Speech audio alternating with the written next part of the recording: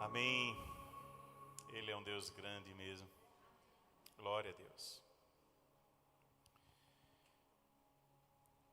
Domingo passado falamos sobre a vida de Noé, encontrando lições que nos conduziam à santidade, à obediência. E a vida de Noé é como um exemplo muito grande para nós.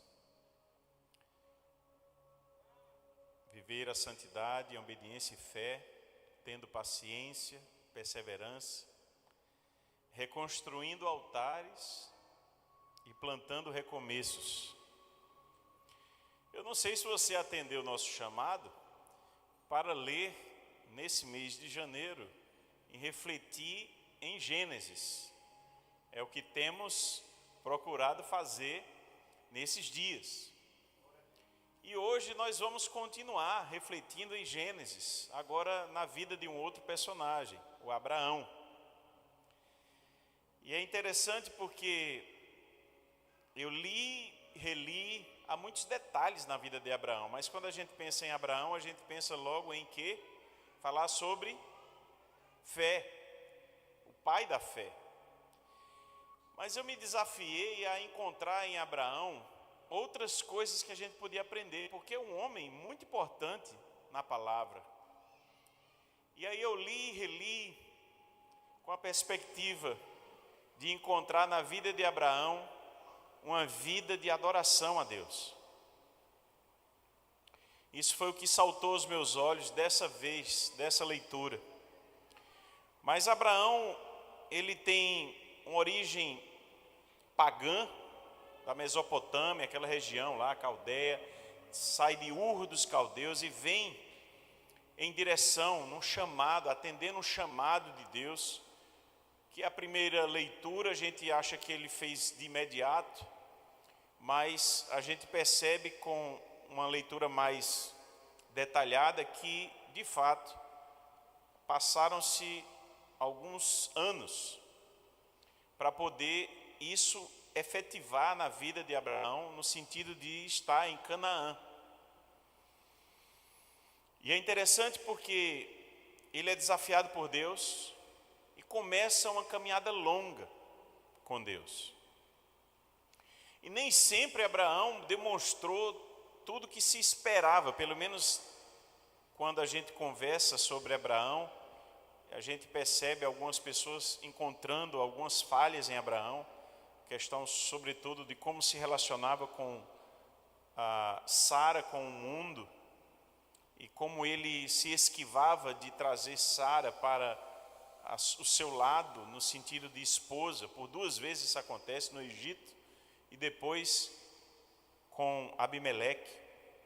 E há outras questões que vão envolvendo. Então ele começa a demonstrar fé, obediência, um homem obediente a Deus, mas que tinha essa questão envolvida especificamente. E Abraão foi nessa crescente em Deus, numa relação que foi aprendendo coisas na relação com Deus. E é interessante você perceber isso no texto quando você lê os detalhes.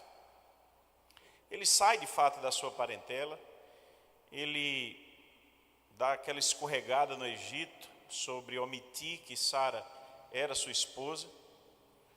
Depois ele ergue altares de adoração, e aí começou a me chamar a atenção, eu vou falar mais sobre isso.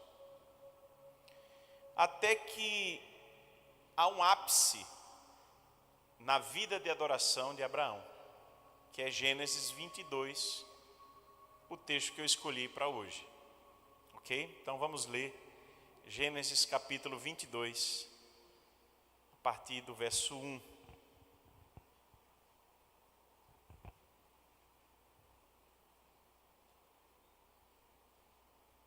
Eu já estou com medo de dizer que a minha versão é a NAA, porque nos últimos 2 domingos deu problema na minha versão, e eu disse que era a NAA e terminou sendo outra, né? O pessoal me advertiu: pastor, o senhor novamente não leu a NAA, anunciou, defendeu a ideia. Eu digo, não. Aí eu fui ver, era um problema, gente, no meu aplicativo. Meu aplicativo estava viciado em só uma das versões lá, que eu consulto várias. E aí, enfim, quando copiava e colava, só vinha essa outra versão. Mas está corrigido, eu espero. Qualquer coisa vocês me dizem, não é a NA não. Gênesis 22, vamos ler comigo? Você pode acompanhar na tela também. Depois dessas coisas, Deus pôs Abraão à prova e lhe disse: Abraão, este lhe respondeu: eis-me aqui. Deus continuou: pegue o seu filho, seu único filho, Isaque, a quem você ama, e vá à terra de Moriá. Ali ofereça-o em holocausto, sobre um dos montes que eu lhe mostrei. Meu Deus, acho que eu errei aqui. Que eu lhe mostrar, está errado, né? Hei de mostrar, deve ser. Na manhã seguinte, Abraão levantou-se de madrugada e, tendo preparado o seu jumento, levou consigo 2 dos seus servos e Isaque, seu filho. Rachou lenha para o holocausto e foi para o lugar que Deus lhe havia indicado. No terceiro dia, Abraão ergueu os olhos e viu o lugar de longe. Então disse aos servos: esperem aqui com o jumento, eu e o rapaz iremos até lá, e depois de termos adorado, voltaremos para junto de vocês. Abraão pegou a lenha do holocausto e a colocou sobre Isaque, seu filho. Ele, por sua vez, levava nas mãos o fogo e a faca. Assim os dois caminhavam juntos. Isaque rompeu o silêncio e disse a Abraão, seu pai: meu pai? Abraão respondeu: eis-me aqui, meu filho. Isaque perguntou: eis aqui o fogo e a lenha, mas onde está o cordeiro para o holocausto? Abraão respondeu: Deus proverá para si o cordeiro para o holocausto, meu filho. E os dois seguiam juntos. Chegaram ao lugar que Deus lhe havia indicado. Ali Abraão edificou um altar, arrumou a lenha sobre ele, amarrou Isaque, seu filho, e o deitou no altar em cima da lenha. E estendendo a mão, pegou a faca para sacrificar o seu filho. Mas do céu o anjo do Senhor o chamou: Abraão, Abraão! Ele respondeu: eis-me aqui. Então lhe disse: não estenda a mão sobre o menino e não faça nada a ele, pois agora sei que você teme a Deus, porque não me negou o seu filho, o seu único filho. Abraão ergueu os olhos e viu atrás de si um carneiro preso pelos chifres entre os arbustos. Abraão pegou o carneiro e o ofereceu em holocausto em lugar de seu filho. E Abraão deu àquele lugar o nome de O Senhor Proverá. Daí dizer-se até o dia de hoje: no monte do Senhor se proverá. Amém. Feche seu olho em uma rápida oração.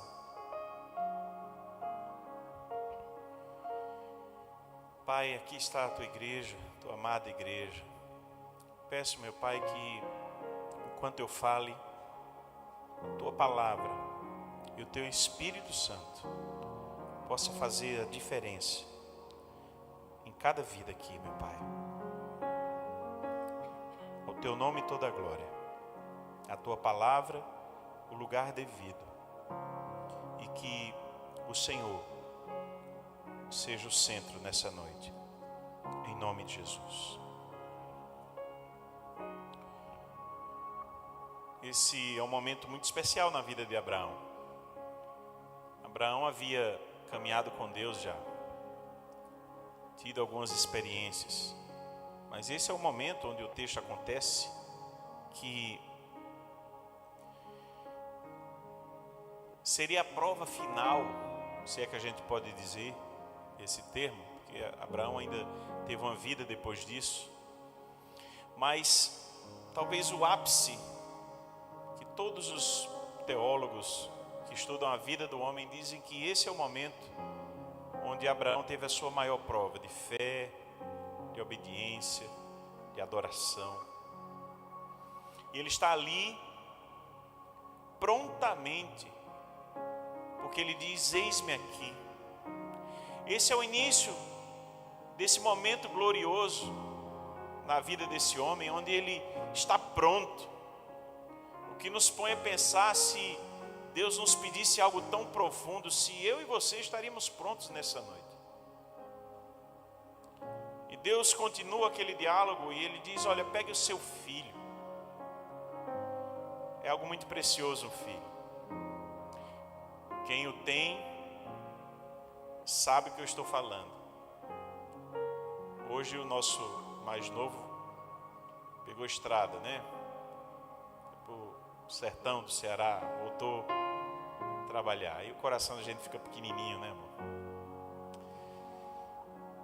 A outra está lá, morando fora também. E a gente fica pensando, se Deus nos pedisse um filho, isso é algo muito, muito doído. Acho que encontraríamos todas as razões possíveis para dizer: isso não pode ser Deus, não. Deus não pede sacrifício assim. Isso é coisa do cão, coisa do diabo. Ou é coisa da minha cabeça, uma loucura, um devaneio que eu tive, uma coisa assim, sem precedente. Mas Deus fala com Abraão: olha, pegue seu filho, e diz mais, seu único filho,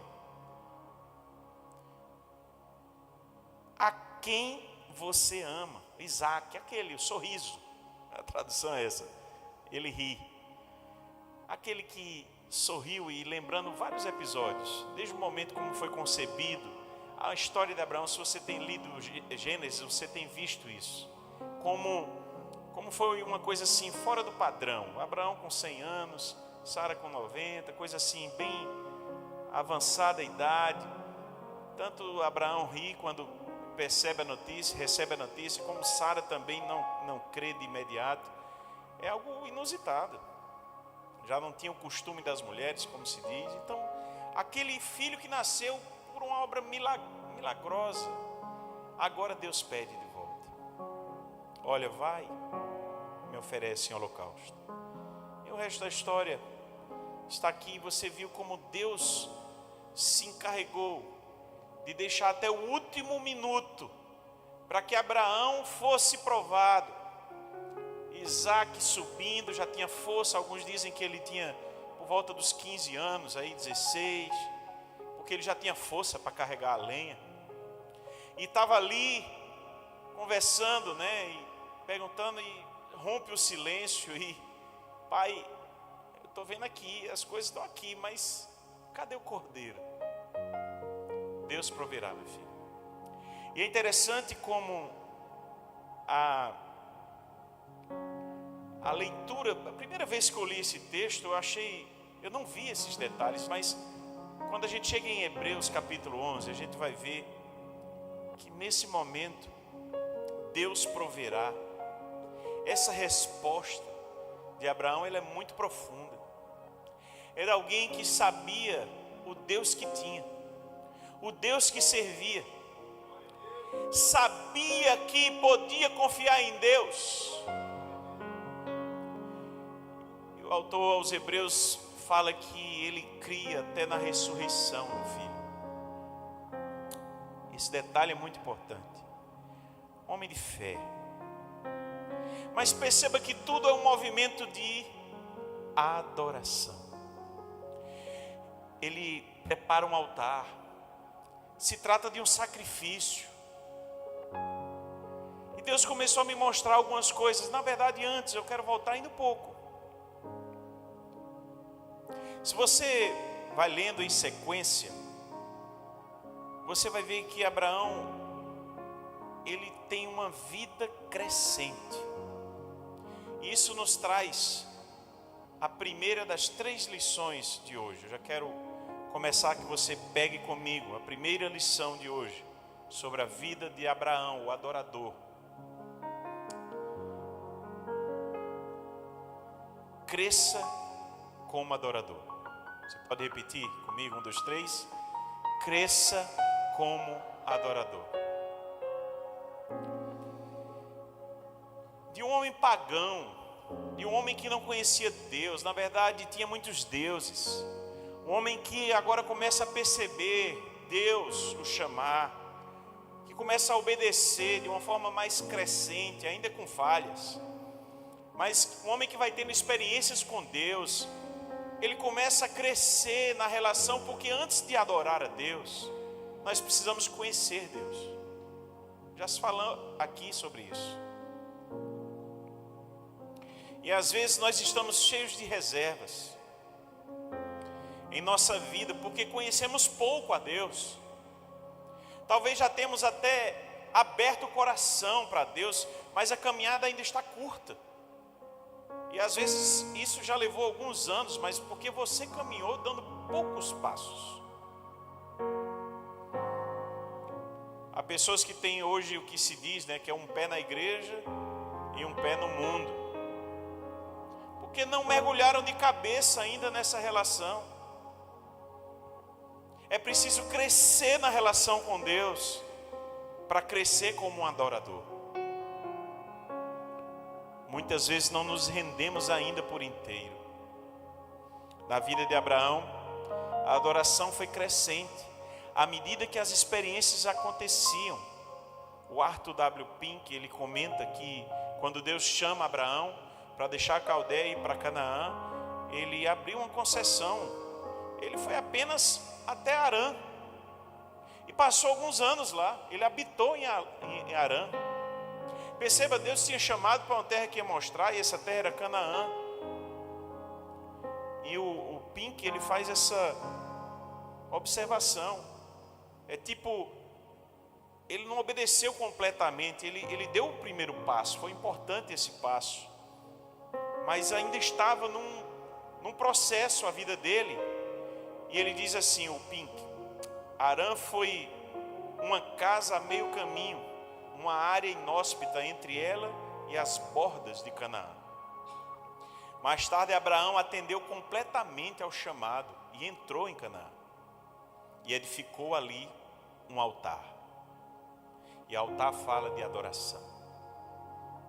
É em Gênesis 12:7 apenas que começa a história de adoração na vida de Abraão, porque ele consegue obedecer a Deus de forma mais completa.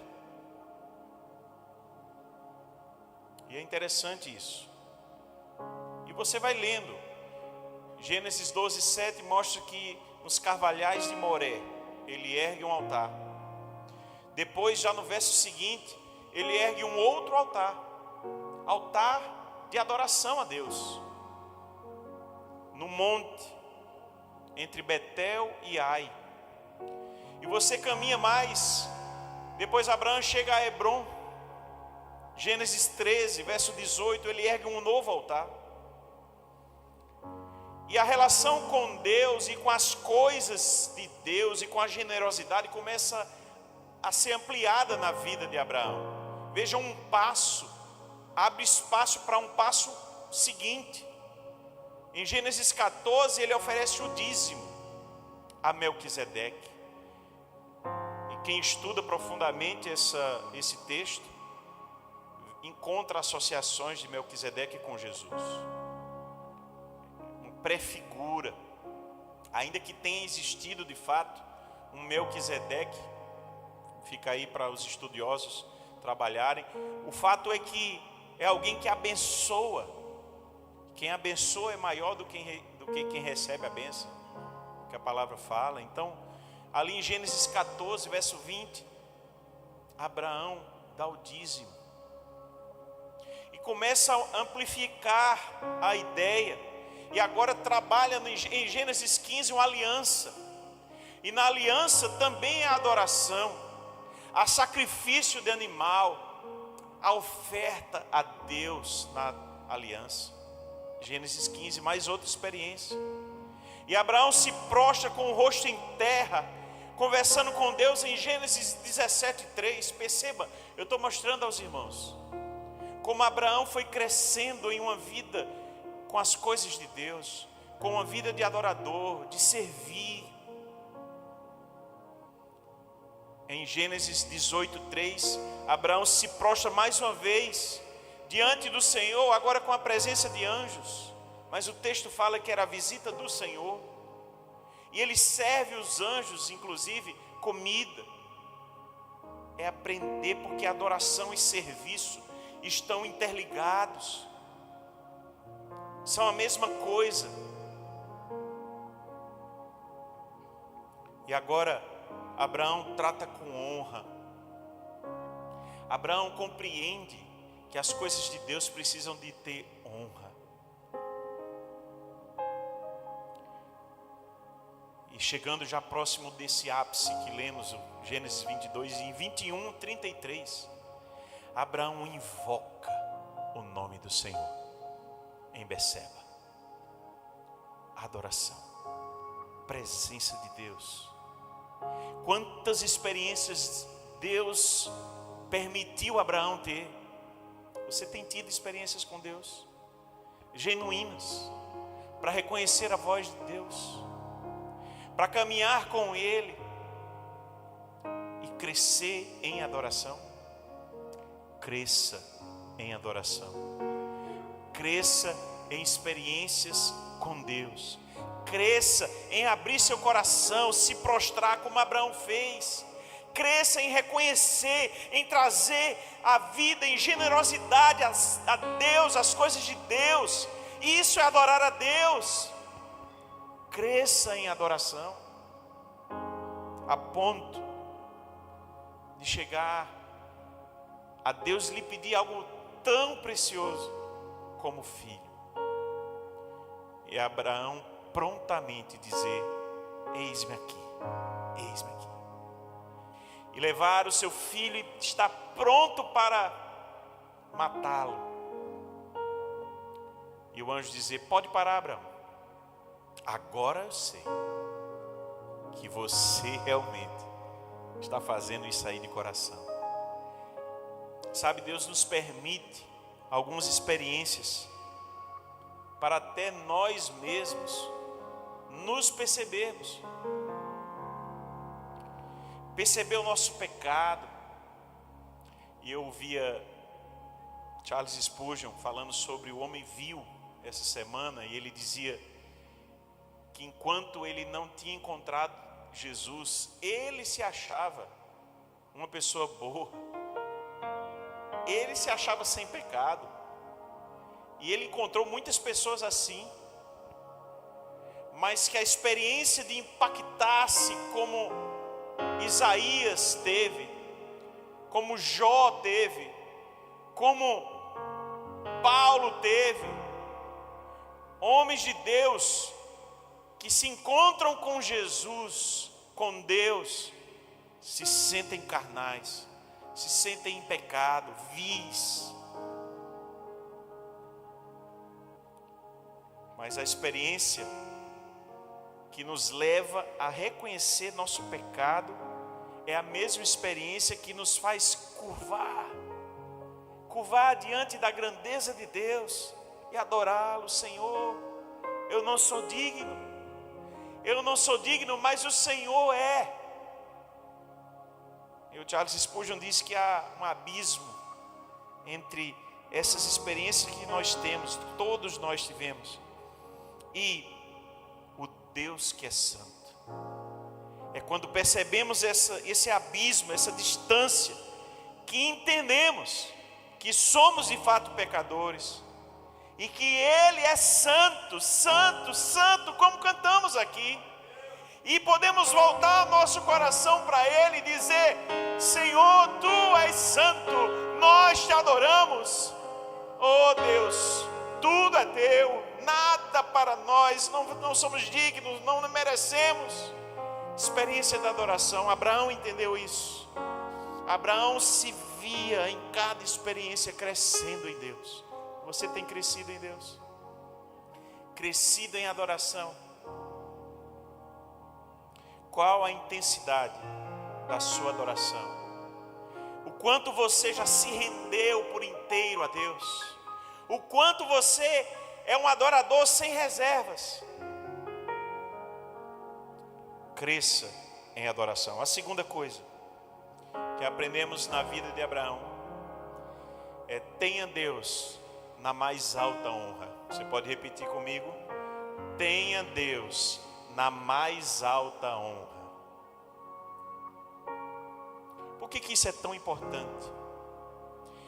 Há pessoas que até honram Deus, mas põem Deus num lugar onde há tantas coisas importantes na sua vida e Deus é apenas mais uma coisa importante. Deus não pode ser tratado desse modo. Deus precisa ser a coisa mais elevada, onde todas as outras despencam na relação. Se você comparar Deus com qualquer outra coisa na sua vida e tiver qualquer dúvida,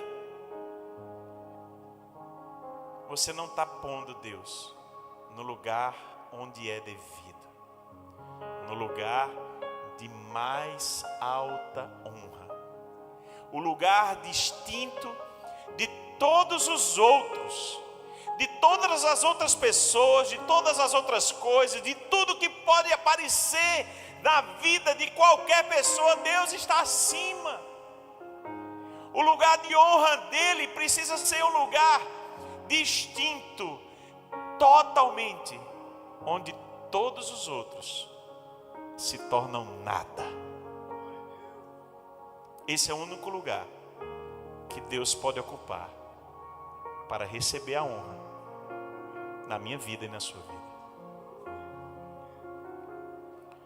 O Augusto Nicodemos, ele observa na vida de Abraão que Deus para ele foi também nessa crescente. Primeiro, Deus se tornou mais importante para ele do que o próprio pai, do que Tera. Isso quando ele deixou a sua parentela, ainda que demorou um tempo, mas deixou sua parentela e foi. Começou a obediência, um processo de obediência. Gênesis 12. Depois Deus foi mais importante do que o próprio filho, Isaac.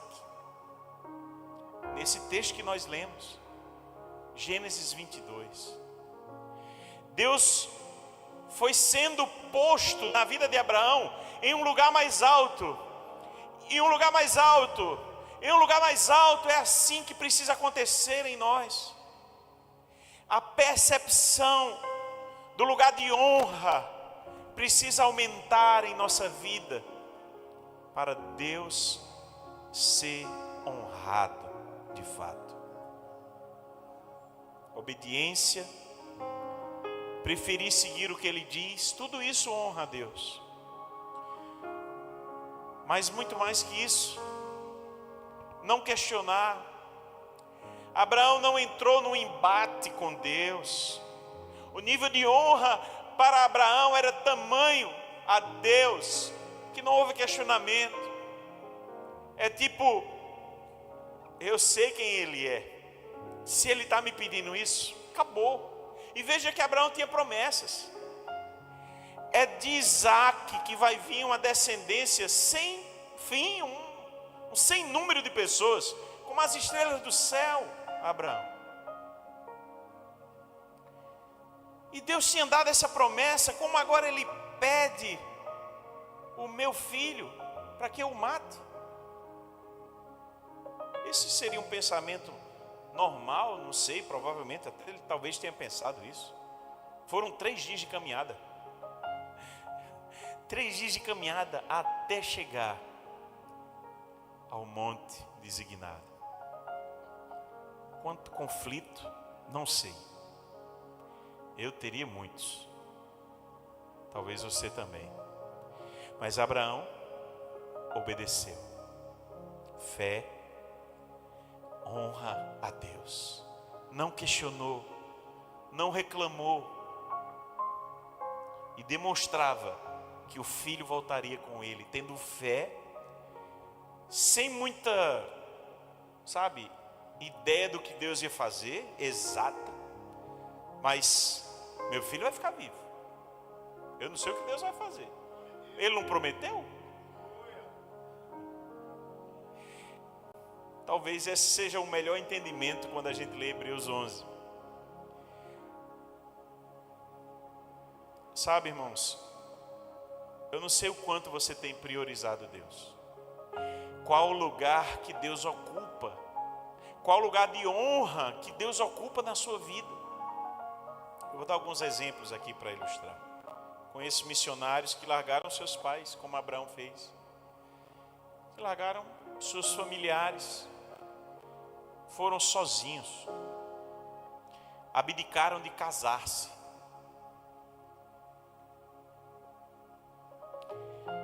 E eu vi uma mulher de Deus, a quem respeito muito, vou guardar o nome dela, mas quem respeito muito, porque é uma intimidade, falando assim: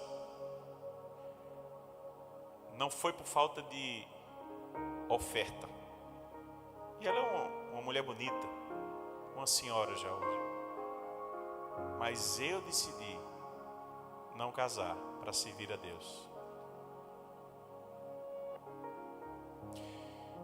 Qual lugar que Deus ocupa em nossa vida? É um lugar de honra mesmo. Ele é a prioridade da sua vida. Não estou dizendo que todos precisam fazer isso.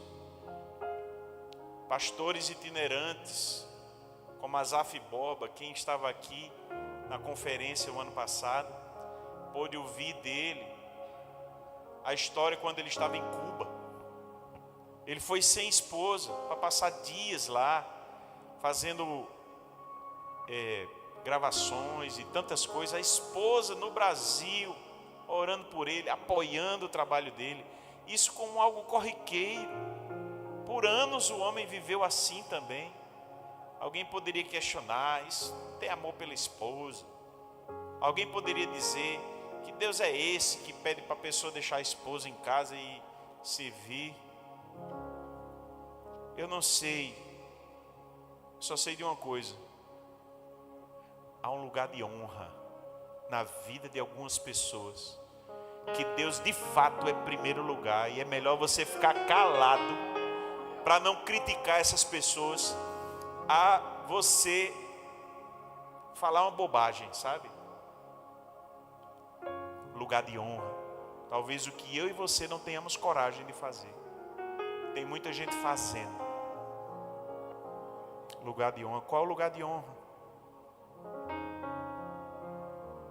Deus é sua prioridade. E aí, quando a gente começa a expandir nas coisas, Deus é a prioridade na sua agenda. Eu sempre falo isso. E é uma coisa que vocês vão me ouvir muito ainda falar. Eu me lembro dessas horas de Paulo.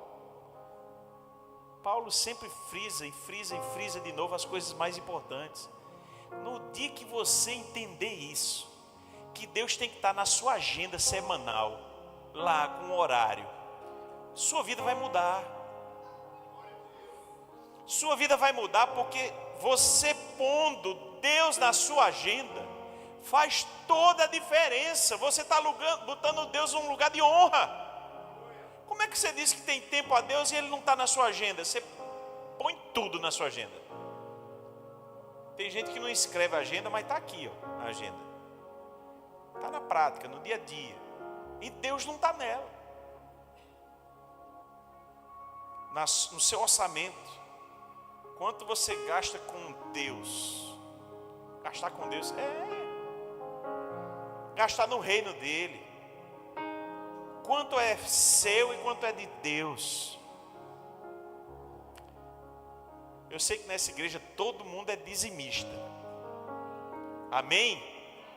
O amém não foi muito forte não.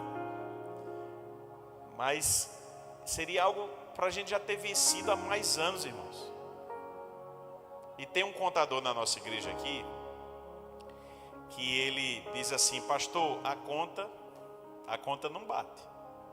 Eu disse: como assim? O valor que entra para a igreja, se a gente pegar só os funcionários públicos que a gente conhece, que o salário está no portal Transparência, e botar, já dá mais do que a igreja arrecada. E o restante do povo todinho, ninguém ganha nada. Então esse povo daqui não é dizimista não. Vocês estão entendendo, irmãos? A gente quer enganar quem? Aí perceba, A gente faz esse tipo de comentário para que você só abra a mente. E de repente você não é a pessoa que está incluída nisso. Você é um dizimista fiel, até ofertante a Deus. Mas há muitas pessoas que no dia a dia não priorizam Deus nas suas finanças. Deus é a última coisa na lista quando está lá. Quando a palavra diz para a gente dar a primícia, qual é o lugar de honra que Deus ocupa na sua vida? Qual é o lugar? Abraão, Deus podia requerer tudo dele. Tudo. Porque para Abraão, chegou um momento na vida dele, onde Deus poderia pedir o que ele quisesse, até o próprio filho. Tudo é de Deus. Eis-me aqui, Senhor, eu estou pronto. Terceira coisa, primeiro, cresça em adoração. Depois, tenha Deus no lugar de mais alta honra na sua vida. Por fim, adore, ainda que perdendo. Você pode repetir comigo? Adore, ainda que perdendo. Tem gente que adora a Deus apenas quando está tudo bem. E aí fica tudo bem demais, é alegria. Deus tem me dado, tem multiplicado, é bênção aqui, é bênção ali. E quando está tudo ruim? E quando não passou no concurso? E quando o salário não deu para fechar as contas do mês? E quando bateu o carro? E quando a coisa aperta, sofrimento aperta?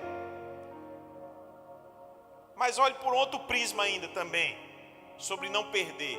Tem gente que não quer perder nada. Não quer ter o esforço de trazer, por exemplo, um pequeno grupo para a sua casa, porque não quer perder energia nisso. Você está entendendo? Aí abre a boca para dizer, Deus pode pedir tudo de mim. Tu não abre nem a casa, rapaz, para receber os irmãos da igreja. Você entende isso? Pode pedir tudo de mim. Mas gente que não tem generosidade no coração. Eu não estou falando de dinheiro, e também falo de dinheiro, mas é de poder abrir a vida para as pessoas. Abrir, sabe, a disponibilidade para ajudar alguém. Para ficar com os filhos de uma pessoa que você conhece, que não tem nada ali, dá um vale night para um pessoal aí. Não, tem gente que não abre mão disso não. Não quer perder nada, não quer perder uma sexta-noite não, da vida dele. Não quer perder o conforto de sua casa para ir num avanço missionário. Porque não quer perder nada. A vida é sua. Quando a vida cristã, Paulo diz assim, já estou crucificado com Cristo. E vivo não mais eu, mas Cristo vive em mim. A vida que agora eu vivo na carne, eu vivo pela fé no Filho de Deus, o qual me amou e se entregou a si mesmo por mim. Gálatas 2:20. Quanto tem gente que não abre mão de nada. Não abre mão numa discussão para mostrar que está errado. Não abre mão para dizer que errou e pedir perdão à pessoa. Não abre mão do orgulho. Tem gente com coração duro. É você? Gente que não admite perder. Não sabe perder nunca. Não perde nada para ninguém. Gente mesquinha. E volto a dizer, não estou falando só de dinheiro. Também de dinheiro. Eita Deus. Tem gente que escolhe a igreja que mais lhe beneficia. Não a que você pode fazer ela crescer. Eu vou ficar nessa igreja para ajudar, fazer essa igreja crescer para a glória de Deus. Amém? Amém. O amém foi mais forte.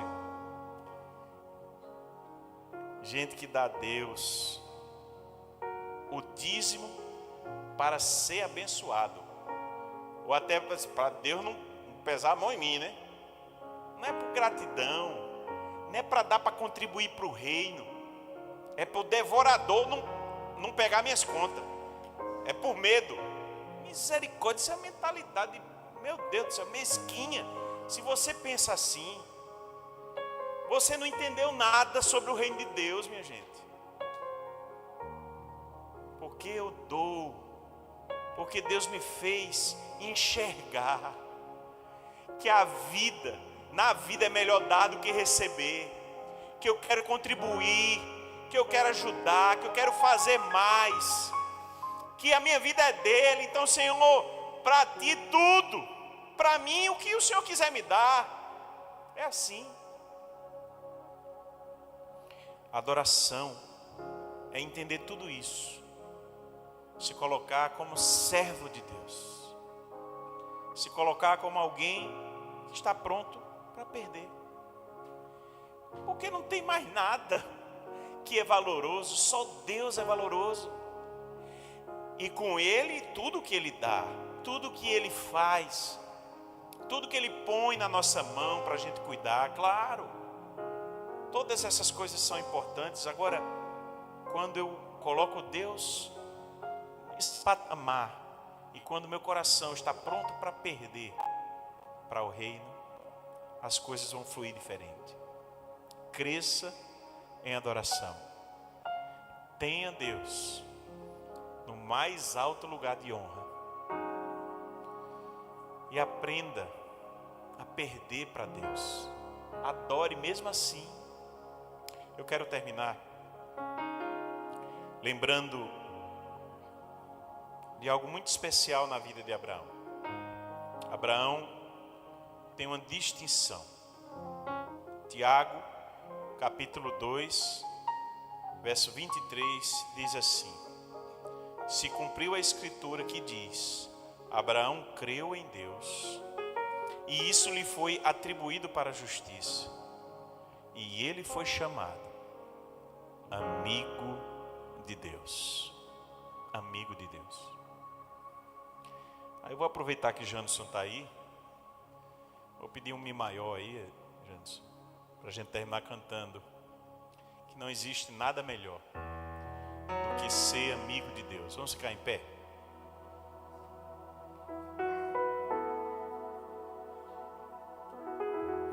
A banda pode subir. Treinou não, mas os meninos são bons aí. Vamos desenrolar. Pastor pedindo de última hora, né? É bom assim, mas quem sabe faz ao vivo. Não é assim? Não existe nada melhor do que ser amigo de Deus, caminhar seguro na luz, desfrutar do seu amor, ter a paz no coração, viver sempre em comunhão e assim perceber a grandeza e o poder de Jesus, meu bom pastor. Foi bom para lembrar. Vamos lá, mais bonito. Não existe nada melhor do que ser amigo de Deus, caminhar seguro na luz, seu amor, ter a paz no coração, viver sempre em comunhão e assim perceber a grandeza e o poder de Jesus,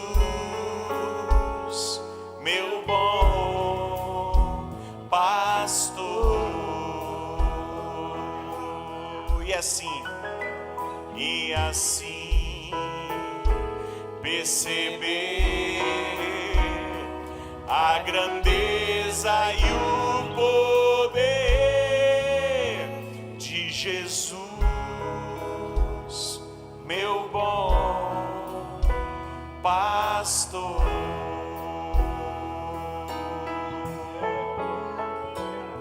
Aleluia. Abraão foi chamado amigo de Deus. Ele entendeu que era uma vida caminhando com Deus, sendo amigo.